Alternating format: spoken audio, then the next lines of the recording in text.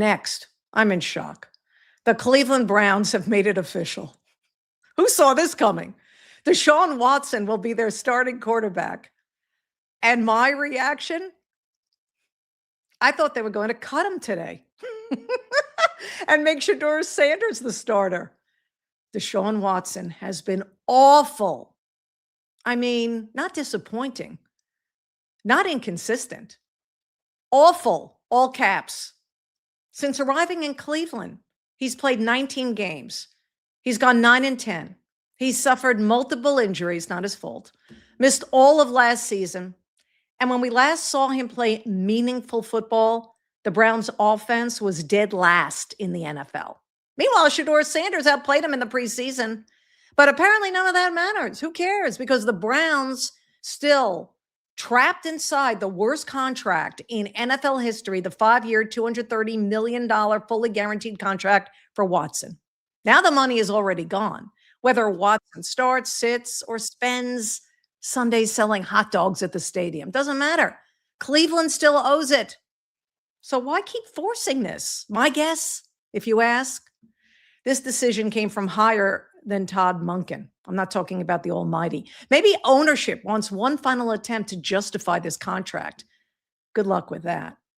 Here's Coach Monken today on his decision. Roll it, Dominic.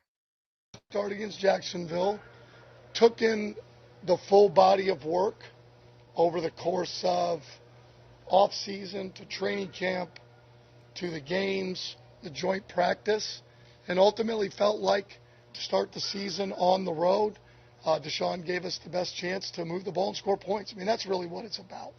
And felt that way going in the last game, but wasn't sure. And after we talked as a staff and after we re-looked at everything, we're going to go that direction. That direction.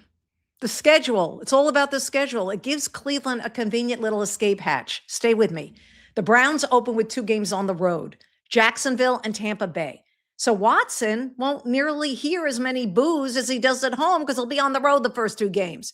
And that matters because, as we all know, Watson was booed during the preseason, called it personal, called it disrespectful. He said it had nothing to do with his performance. Well, Deshaun, I promise you, it had plenty to do with your performance. They wouldn't have booed if you were good. You signed the biggest guaranteed contract in league history and have given Cleveland absolutely nothing in return. Fans tend to notice those minor details. Today, after Watson was named the starter, he had this message to those fans. Roll it, Dominic.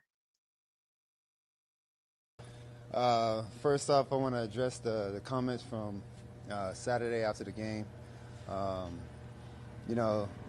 think just, human nature, just myself being very emotional, putting a lot of time these last 2 years to, get back and, spend time in this facility, in the city, meeting a lot of different people in the community. I thought I was going to get, a little different response, but, I think, my emotions got the best of me, and, my comments wasn't intending to go at any of the fans around in the city, because there's been a lot of great fans that have been supporting me, and I know the frustration this organization have put, a lot of investment in coming, to get me back in 22, and things haven't been going the right direction that we thought it was. A lot of injuries, a lot of time off, and not putting the best football and my foot forward. So.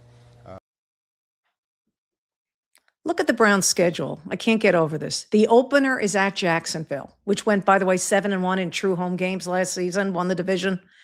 Then Cleveland visits Tampa Bay and Baker Mayfield, their old friend. Baker Mayfield, the quarterback Cleveland discarded to make room for Deshaun Watson. You think Baker has this game circled? He always does. He probably circled it, highlighted it, had it framed. Yeah. There would be nothing Baker would enjoy more than helping send his former team home 0-2. And that's when this becomes fascinating. Cleveland's home opener is week 3 against Carolina. If Watson walks into that stadium at 0-2, those preseason boos are going to sound like polite applause. At that point, I believe the writing will be on the wall. Shedeur Sanders will start. And finally, end this Deshaun Watson experiment. It has blown up. Here's another theory. Could the Cleveland Browns be tanking this season?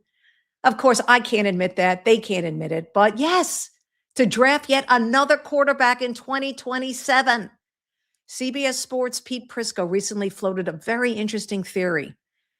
Browns owner Jimmy Haslam is reportedly very close with the Manning family, and Prisco believes Cleveland may be positioning itself to make a run at Arch Manning. Yes, that Arch Manning.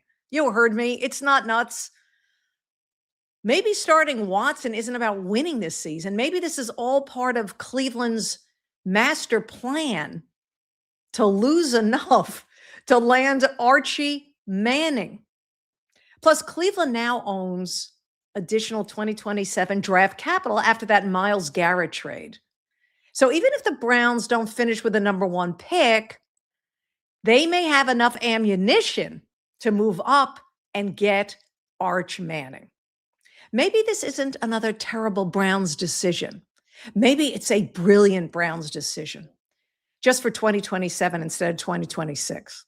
Because if they genuinely believe Watson gives them their best chance to win right now, that explanation is much harder for me to believe. Yes, cutting him would produce an enormous salary cap mess. I get that. But the Browns already created that mess. Keeping Watson doesn't clean anything up. It just keeps everybody in that minutia, and it stinks. They're giving him one last chance, but I think they are delaying the inevitable. He's a goner by week 4. Got any questions or comments?